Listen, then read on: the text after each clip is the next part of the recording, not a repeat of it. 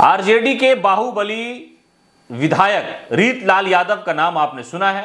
RJD नेताओं के बड़े करीब है, राज्य सुप्रीमो के बड़े करीब है।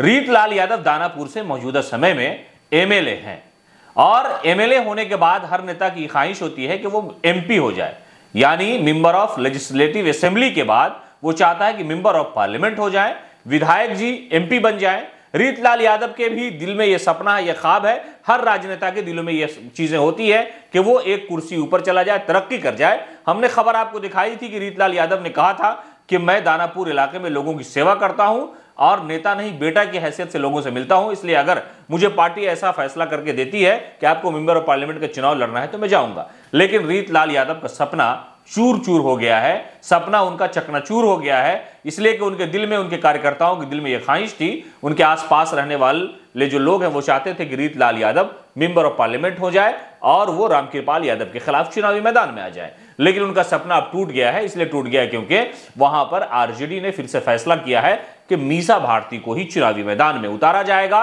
रामकृपाल यादव वर्सेस मीसा भारती चुनाव में होने वाला है 2024 के।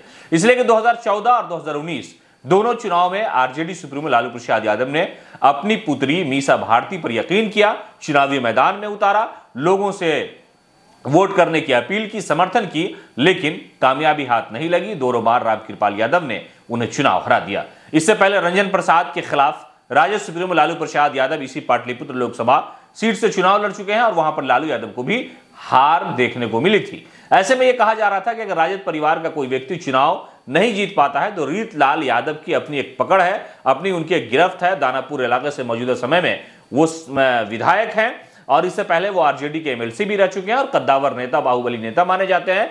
और जब उनका काफिला इलाके में निकलता है तो लोग देखते हैं और समझ जाते हैं कि रीतलाल यादव की गाड़ी और उनका काफिला गुजर रहा है।